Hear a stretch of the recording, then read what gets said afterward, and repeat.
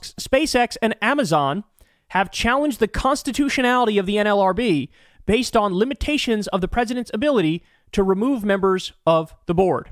The National Labor Relations Act authorizes the president to remove members of the board only under narrow circumstances of negligence of duty or malfeasance, which has typically left board members to serve out their terms during presidential administration changes. The NLRB accomplished so much through our robust education, protection, and enforcement efforts, Abruzzo said in a statement. There's no putting the genie back in the bottle. So, in other words, here you have Trump. He goes, okay, I'm firing these different folks at the NLRB, right? Now he's firing them knowing he doesn't have the authority to fire them. And so what he's doing is making it so that they sue, because of course they're going to sue. They have a right to stay in those jobs until 2028. And then this is going to go through the court system, and it's going to go all the way up to the Supreme Court. And this is going to give Trump and Elon Musk and the right an opportunity to completely and utterly eliminate the National Labor Relations Board and claim that the agency itself is unconstitutional. You heard that right. They don't want a government agency looking out for workers, looking out for labor, fighting for unions, issuing decisions that go against management and bosses. They want the bosses to be able to get away with whatever the hell they want to get away with, no questions asked, right?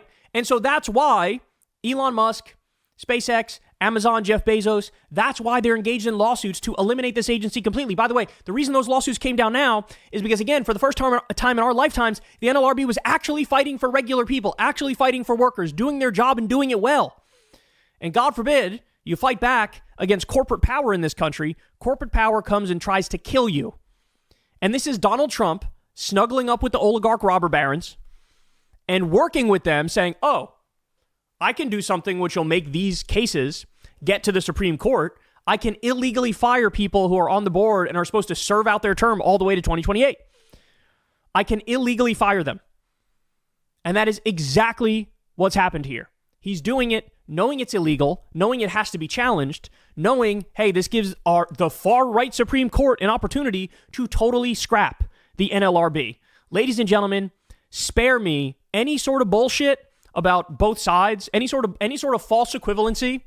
Oh, Democrats and Republicans are the same. Spare me. Fucking spare me. What you're about to find out right now, what you've probably already found out 1,000 times since Trump took office, they are not remotely the same. For all my criticisms of Democrats, and I have many of them, this is just not a bridge too far. It's 17 bridges too far. It's an attempt to eliminate one of the best government agencies we have vis-a-vis workers and unions. That's what this is. So look, I don't want to overstate it, but the fact of the matter is, anybody who was holding on to some slim hope, oh, maybe Trump actually is populist right, maybe he actually is anti-establishment, maybe he actually is pro-worker, poof, up in smoke, gone, done, over. I mean, you should have already known that from the executive orders that, of course, that's not fucking true. I mean, who signs an executive order to raise drug prices? Who signs an executive order to increase corruption in your cabinet? This is all stuff that he did. And then now, totally defunding the entire social safety net, as he did the other day, illegally, and attempting to eliminate the NLRB. This is their agenda. This is the Project 2025 agenda. And the Project 2025 agenda is the billionaire oligarch robber baron agenda. That's what it is. So to wrap it up, I'll point this out, y'all. This is from the Guardian article. Trump's decision has effectively shut down the NLRB's operations, leaving the workers it defends on their own in the face of union busting and retaliation. So anytime you're a worker and you have a bone to pick with management and the bosses, where do you go? You would normally go to the NLRB and they would adjudicate, right? And at least in the case of this NLRB under Biden, they were fair. They were reasonable. They would actually sometimes side with workers. Now, Trump has effectively shut it down. Quote, these moves will make it easier for bosses to violate the law and trample on workers' legal rights on the job and fundamental freedom to organize. Becky Pringle, awesome name, president of the National Education Association, the country's biggest union, described the firing of Wilcox as a gross abuse of power, which should alarm anyone who is not a CEO or billionaire. The NLRB's rulings on important worker rights and organizing cases will grind to a halt. Trump is giving a gift to his donors, and we are all paying the price.